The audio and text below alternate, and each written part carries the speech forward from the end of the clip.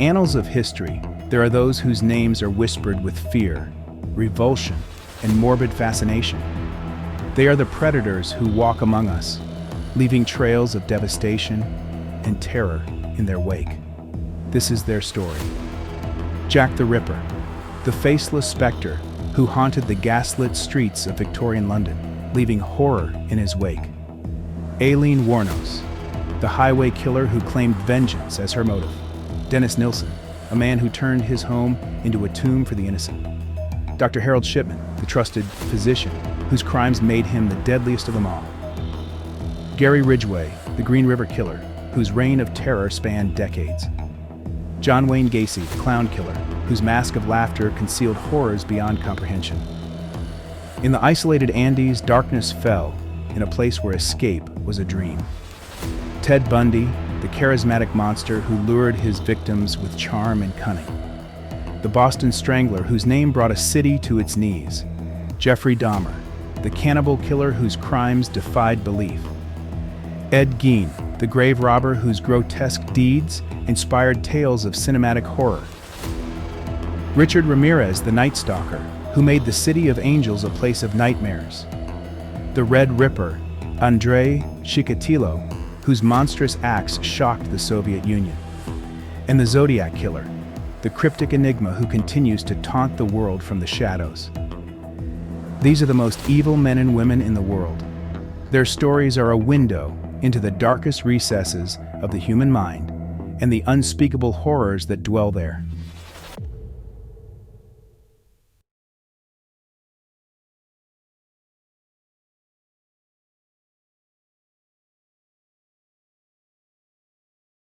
In the quiet suburb of Norwood Park Township near Chicago, a demon lurked behind the mask of a jovial party clown.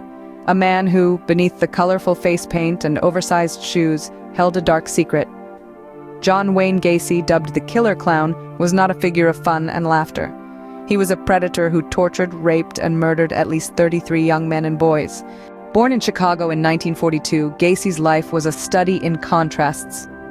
A successful businessman, a dedicated community volunteer, a husband and a father, he was also a brutal serial killer. It's a chilling reminder that evil often hides in plain sight. Gacy's childhood was marked by a difficult relationship with his father, a man known for his harsh discipline and frequent bouts of drunkenness. Despite this, Gacy strived to earn his father's approval, a futile effort that would later be reflected in his own manipulative behavior. As an adult, Gacy was popular in his community. He was a respected businessman, a tireless volunteer, and a seemingly devoted family man. Yet, beneath this facade of normalcy, Gacy was a monster. His home, a typical suburban house, was a house of horrors where he committed most of his gruesome crimes. Gacy's reign of terror began in the late 1960s and continued for over a decade. His victims were usually lured to his home under the pretense of construction work or other job opportunities. Once inside, they were overpowered, tortured, and eventually killed. Gacy buried many of his victims beneath his own house, a macabre secret garden that would eventually lead to his downfall. In December of 1978, a missing persons report for a 15-year-old boy led investigators to Gacy's doorstep. As they delved deeper, the full extent of Gacy's horrific crimes began to come to light. The discovery of multiple bodies buried beneath Gacy's home sent shockwaves through the community and the nation. Gacy was arrested, and during his trial, he attempted to plead insanity. However, the jury saw through his ruse. He was found guilty of 33 counts of murder and sentenced to death. After spending 14 years on death row, Gacy was executed in 1994. The legacy of John Wayne Gacy's crimes continues to reverberate through society. His case changed how law enforcement investigates missing persons reports and serial killings. It served as a chilling reminder that evil can lurk anywhere, even behind the friendly face of a neighborhood clown. It's a stark testament to the depths of human depravity and the importance of vigilance in protecting the most vulnerable among us. In the end, the story of John Wayne Gacy is a tale of contrasts, a stark reminder that appearances can be deceiving, and that beneath the surface, unimaginable horrors can lurk. It's a lesson we should never forget.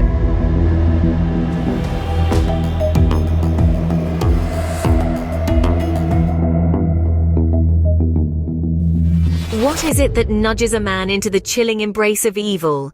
Is it nature, nurture, or a deadly cocktail of both? Today, we delve into the life of Andrei Chikatilo, a man infamous as the Butcher of Rostov, a name that sends shivers down the spine of even the most hardened crime enthusiast. Andrei Chikatilo, also known as the Rostov Ripper and the Red Ripper. Over a span of 12 years, from 1978 to 1990, this Soviet serial killer unleashed a reign of terror across the Russian SFSR, the Ukrainian SSR, and the Uzbek SSR. His victims, numbering at least 52, were not spared from the most gruesome of fates: sexual assault, murder, and mutilation.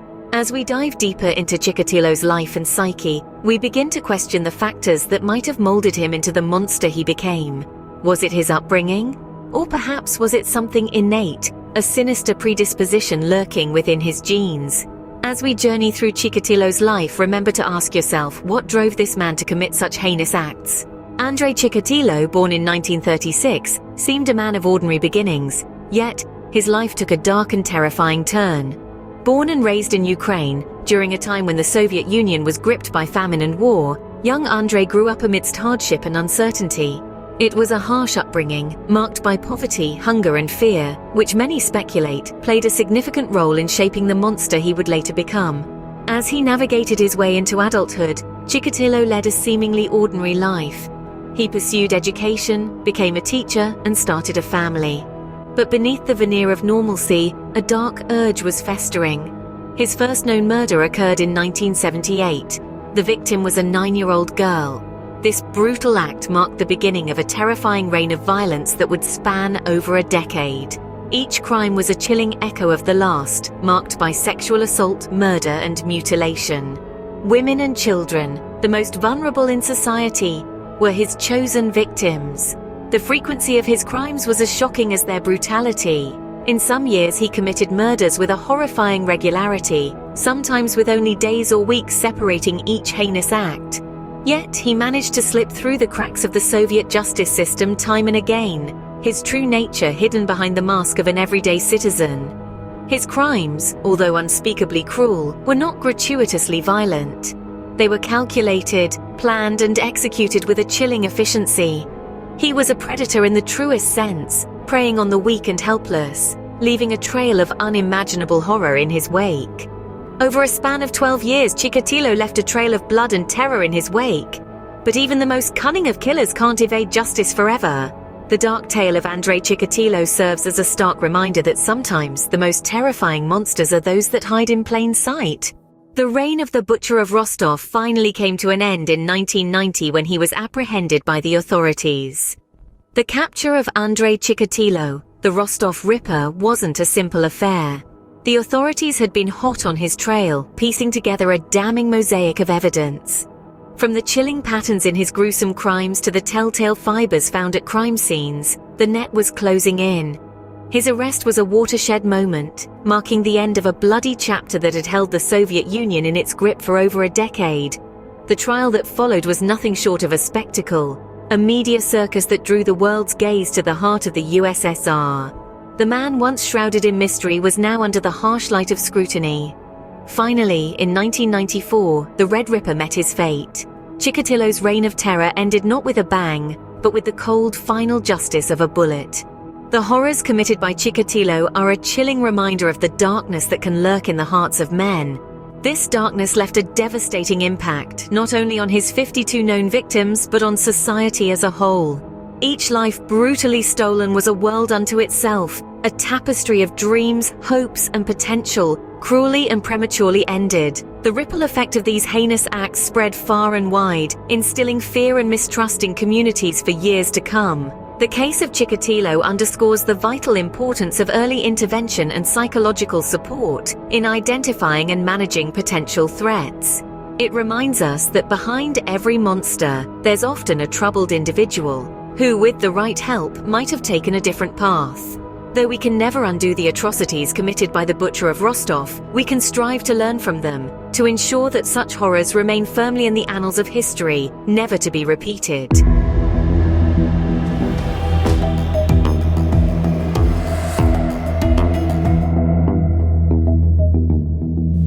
Over a span of 5 chilling years from 1978 to 1983, at least 12 young men and boys fell victim to a quiet but monstrous serial killer. This was a time of terror, a time of loss. The quiet streets of Scotland were haunted by a spectre, one that wore the face of an ordinary man, Dennis Andrew Nilsen. Nilsen, a seemingly average individual, held a ghastly fascination with death. He would lure the unsuspecting into his lair, only to extinguish their lives in the most gruesome manner. The extent of his crimes, the sheer number of his victims, sent shockwaves through society. 12 lives lost, 12 futures stolen, over the course of 5 horrific years. The tragedy of those lost was felt across the nation, the terror of Nilsen's actions, etched into the collective memory. This is the grim story of Dennis Nilsen, a seemingly ordinary man who harbored an unimaginable darkness. Born on November 23, 1945, in Fraserburgh, Scotland, Dennis Nilsen's early life was marked by strife and isolation. In the cold, northern reaches of Scotland, a child named Dennis Nilsen was born into a world of turbulence and solitude. His childhood was far from idyllic, and it was during these formative years that the seeds of his future were unwittingly sown. His parents' marriage was tumultuous, filled with discord and bitterness. It was a union that crumbled when Nilsen was only 4 years old, leaving him in the care of his mother and grandparents. The divorce left a profound impact on young Nilsen, instilling in him a deep sense of isolation that would follow him throughout his life. A pivotal moment of Nilsen's childhood was the death of his beloved grandfather. He was the young boy's anchor in the stormy sea of his life, providing him with warmth and understanding amidst the chaos. His sudden death when Nilsen was just 6 years old sent shockwaves through his world. The boy was devastated, his grief compounded by the disturbing sight of his grandfather's lifeless body, an event that would later fuel his macabre fascination with death and the deceased. As Nilsen grew older, he grappled with another aspect of his identity that further isolated him from his peers, his sexuality. In a time and place where homosexuality was widely misunderstood and stigmatized, Nilsen found himself struggling with his attraction towards men. This internal conflict only deepened his feelings of loneliness and alienation. These early experiences, coupled with his troubled home life, created a potent cocktail of psychological distress. Nilsen was molded by these influences, his psyche shaped and twisted by the harsh realities of his life.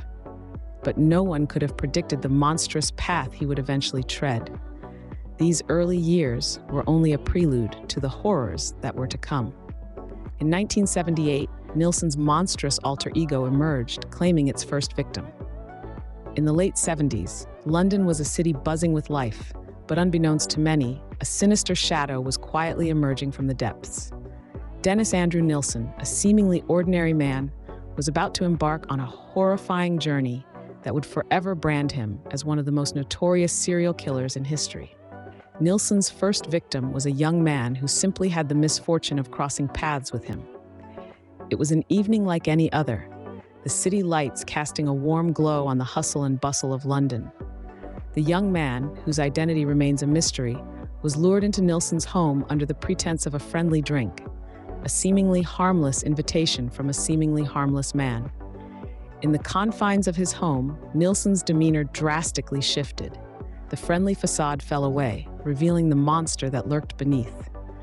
What transpired within those walls was a chilling tale of manipulation, betrayal, and a horrific end to an innocent life. The details of the murder remain a haunting enigma. Nilsen, a master of deception, managed to conceal his dark secret from the world. The life of a young man was snuffed out, his existence reduced to a mere memory in the mind of a killer. His body was disposed of with a chilling level of precision and care, leaving no trace of his demise. Such was the beginning of Nilsen's murderous spree, a gruesome journey that would span 5 long years and claim the lives of at least 12 young men and boys. His first kill marked the birth of a serial killer, a transformation from an average man into a creature of nightmares. The world was oblivious to the terror that had just been unleashed. As Nilsen slipped back into his routine, the city of London continued to hum with life, unaware of the lurking danger. Little did they know, they were sharing their city with a monster, a man whose insatiable lust for death had only just been ignited. One murder was committed, and a serial killer was born.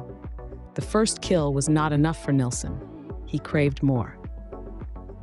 Dennis Andrew Nilsen, a name that would become synonymous with heinous crimes, was not satiated by his first murder. His thirst for blood remained unquenched, driving him down a dark path that would claim the lives of at least 11 more young men and boys. It was a pattern that was chilling in its repetition. Nilsen would lure his victims, often homeless or estranged individuals, to his home with promises of food, drink, or simply a place to rest for the night. Once there, he would strangle them to death, a method as cold and personal as the man himself. But Nilsen didn't stop at murder. His crimes took a darker turn from there. He would keep the bodies for days, sometimes weeks, engaging in acts too gruesome to detail. But as the number of victims grew, so did Nilsen's recklessness.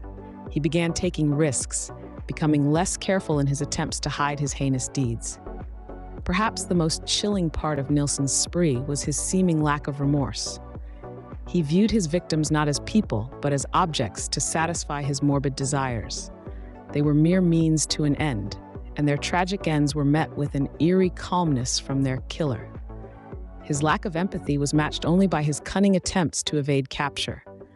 As the body count rose, Nilsen's efforts to conceal his deeds became more desperate. He would dismember the bodies and attempt to dispose of them in any way he could, often burning the remains or flushing them down the toilet. But no matter how hard he tried, the evidence of his gruesome acts was piling up, quite literally in his own backyard. Nilsen's reign of terror continued unabated, leaving a trail of young victims in its wake. His gruesome legacy was a chilling reminder of the darkest corners of human nature, hidden away behind an unassuming facade. In February 1983, a gruesome discovery would finally lead authorities to Dennis Nilsen. The grim tale of this Scottish serial killer took an even more chilling turn when human remains were found lodged in the drain of his North London flat. The discovery was as shocking as it was unexpected, and it would be a pivotal moment in the pursuit of justice. It all started on a seemingly ordinary day when a dino rod company was called in to investigate a blocked drain at the property. The workers were expecting to find the usual suspects, perhaps a buildup of grease or discarded food. But as they delved into the depths of the drain, their routine task turned into a horrific nightmare. They unearthed small, flesh-like particles and bone fragments. The realization of what they'd found was as gut-wrenching as the putrid smell that filled the air. The police were immediately alerted, and a thorough search of the premises was conducted. The subsequent discoveries were even more horrifying. Nilsen's flat was a house of horrors, filled with evidence of his macabre activities. Body parts were found hidden under floorboards, in cupboards, and even in a tea chest. The gruesome findings were the missing pieces of a terrifying puzzle. They provided the damning evidence needed to link Nilsen to the series of disappearances that had been plaguing the city. For years, young men and boys had been vanishing without a trace. Now their fate was tragically clear. Nilsen was promptly arrested, his reign of terror finally coming to an end. The grim discoveries at his flat were the catalyst, turning the tide in one of Britain's most shocking murder cases. The man who had lived among them, who had seemed so ordinary, was unveiled as a monster. In the wake of the discovery, the city was left reeling. The sheer scale of Nilsen's crimes was almost unimaginable. But the evidence was there, in the gruesome remnants found in his flat, a chilling testament to his heinous deeds. The monster was finally unmasked. Nilsen's trial at the Old Bailey was a media sensation, revealing the horrifying extent of his crimes. It was here, in the cold stone halls of London's Central Criminal Court, that the chilling narrative of Dennis Nilsen's atrocities unfolded. With each day of the trial, the evidence mounted. The prosecution presented a damning collection of physical evidence, including bone fragments and clothing remnants linked to the victims. But the most compelling piece of evidence was Nilsen's own detailed confessions, where he coldly recounted the fate of at least 12 young men and boys. Nilsen's defense was as baffling as the man himself. He didn't deny the murders, but claimed diminished responsibility, citing mental defects that made him incapable of premeditation. His defense team argued that he had a disorder of the mind that manifested in a compulsive need to murder. They painted a picture of a man driven by deep-seated psychological issues rather than malicious intent. However, the jury was not swayed. They saw through the veneer of mental illness, recognizing the calculated nature of Nilsen's actions. The methodical disposal of his victims, the manipulation, the deceit, these were not the random acts of a man out of control, but the systematic deeds of a predator. The verdict was unanimous. Guilty on 6 counts of murder and 2 counts of attempted murder. The courtroom fell silent as the judge delivered the sentence. Life imprisonment, he declared, with a recommendation that you serve a minimum of 25 years. The words echoed in the silent courtroom, a stark contrast to the media frenzy outside. This sentence was later changed to a whole life tariff in December 1994, ensuring that Nilsen would spend the rest of his life behind bars. The man who had taken so many lives was now confined to 4 walls, his freedom irrevocably stripped away. On November 4, 1983, Nilsen was sentenced to life imprisonment, ending his reign of terror. The trial of Dennis Andrew Nilsen had come to a close, marking the end of one of the most notorious chapters in British criminal history. Locked away in HM Prison Full Sutton, Nilsen spent his remaining years in confinement. The notorious serial killer was no longer a free man, but a prisoner, bound by the cold, unforgiving walls of a maximum security facility. His life was no longer his own, but dictated by the stringent rules and regulations of the British penal system. Nilsen found himself in a world vastly different from the one he had once controlled. His days were filled with rigid routines, and his nights with the haunting echoes of his past. But even within these confines, Nilsen continued to make headlines. His chilling confessions, penned in a series of letters and notes, provided a morbid insight into the mind of a murderer. His words, as cold and detached as his crimes, sent shivers down the spines of those who read them. But life in prison was not without its challenges. Nilsen was reportedly a difficult inmate, often clashing with prison staff and other prisoners. He was known to be a loner, spending most of his time in solitude, lost in his own world. Yet he also found a strange sense of peace behind bars, claiming that prison was the only place where he felt safe from his own sinister impulses. As the years wore on, Nilsen's health began to decline. The man who had once terrorized London was now a frail and aging prisoner, his body succumbing to the ravages of time. Then, on the 10th day of May 2018, Nilsen breathed his last. He died in prison, far from the society he had once preyed upon. Dennis Nilsen, a man who committed unthinkable atrocities, died behind bars, far from the society he had once terrorized. His death marked the end of a dark chapter in British history, a chilling reminder of the monstrous acts one man was capable of. His legacy, however, lives on, a stark warning of the evil that can lurk in the most unsuspecting of places. The echoes of Dennis Nilsen's crimes still reverberate today. The ripples of his heinous acts have left enduring scars that extend far beyond the innocent lives he cruelly snuffed out. Consider the victims' families. Each one was left to grapple with the horrifying reality that their loved ones were taken from them in such a monstrous manner. This torment is a lasting legacy, a daily reminder of the irreplaceable void left by Nilsen's senseless brutality. Nilsen's victims were predominantly from the LGBTQ+ community, a group already marginalized and often misunderstood. The fact that they were targeted by this killer exacerbated the fear and stigma against them. The community was forced to confront a chilling reality that those who were already vulnerable due to their sexual orientation were made even more so by a predator lurking in their midst. The murders sparked a societal dialogue, bringing to light the need for more understanding, acceptance, and protection for the LGBTQ+ community. But the impact of Nilsen's crimes extends beyond the immediate circles of his victims. It seeped into the consciousness of society as a whole. The realization that a seemingly ordinary man could harbor such darkness was a jarring wake-up call, shattering the illusion of safety and normalcy. It was a stark reminder that evil can reside in the most unexpected places, hidden behind the mask of the mundane. Nilsen's story also forced a reckoning within our criminal justice system. It raised questions about how such horrific crimes could go unnoticed for so long, prompting a re-evaluation of investigative techniques and protocols. It underscored the need for vigilance, for constant evolution in our pursuit of justice. Dennis Nilsson's story serves as a chilling reminder of the darkness that can lurk beneath an ordinary facade. His crimes have left an indelible mark on society, reminding us to always be vigilant, to champion the marginalized, and to tirelessly seek justice for the victims and their families.